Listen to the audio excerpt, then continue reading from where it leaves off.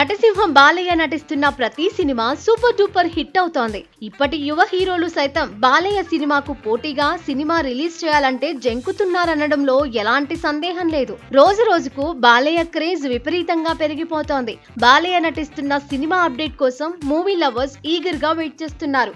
బాలయ్య తన కెరీర్ లో ఎన్నో బ్లాక్ బస్టర్ హిట్స్ తీశాడు. కానీ 60+ లో కూడా వరుస బ్లాక్ బస్టర్ సినిమాలు తీస్తూ సినీ విమర్శకులను సైతం ఆశ్చర్యపరుస్తున్నాడు. మరోవైపు బాలయ్య నటిస్తున్న ప్రతి సినిమా 100 కోట్ల క్లబ్ లో సునాయాసంగా చేరిపోతోంది. ఈ నేపథ్యంలోనే బాలయ్య రెమ్యునరేషన్ తెరపైకి వచ్చింది. ఈ విషయంపై ఫిలిం నగర్ లో ఆసక్తికరమైన చర్చ జరుగుతోంది.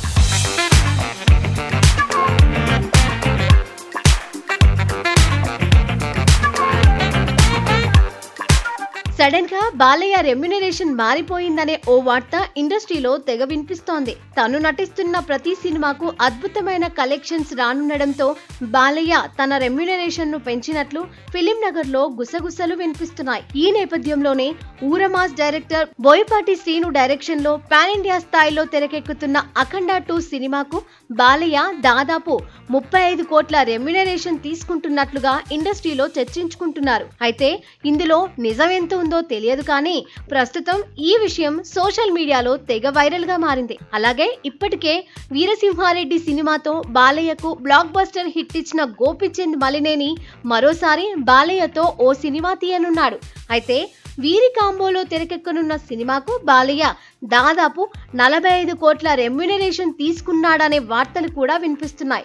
దీంతో బాలయ్య రెమ్యునరేషన్ విషయం సోషల్ మీడియాలో వైరల్ గా మారింది. బాలయ్య రెమ్యునరేషన్ పై ఒక్కొక్కరు ఒక్కోలా రెస్పాండ్ అవుతున్నారు.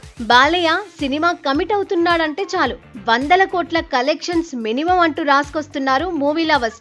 ఇంకొందరైతే ఇది బాలయ్య సీజన్, తను ఏం చేసినా సెన్సేషన్, అందుకే హై రెమ్యునరేషన్ అంటూ ఆసక్తికరమైన కామెంట్స్ పోస్ట్ చేస్తున్నారు. నిజానికి గోపీచంద్ మలినేని డైరెక్షన్ లో తెరకెక్కిన Veera Simha Reddy, talented director Anil Ravipudi direction లో తెరకెక్కిన భగవంత్ కేసరి సినిమాలకు గాను 15 నుంచి 8 కోట్లు మాత్రమే బాలయ్య అందుకున్నారని అప్పట్లో తెగ వార్తలొచ్చాయి. ఏది ఏమైనా వరుస బ్లాక్ బస్టర్స్ తో కెరియర్ లో దూసుకెళ్తున్న బాలయ్య రెమ్యునరేషన్ మరోసారి చర్చనీయాంశంగా మారింది.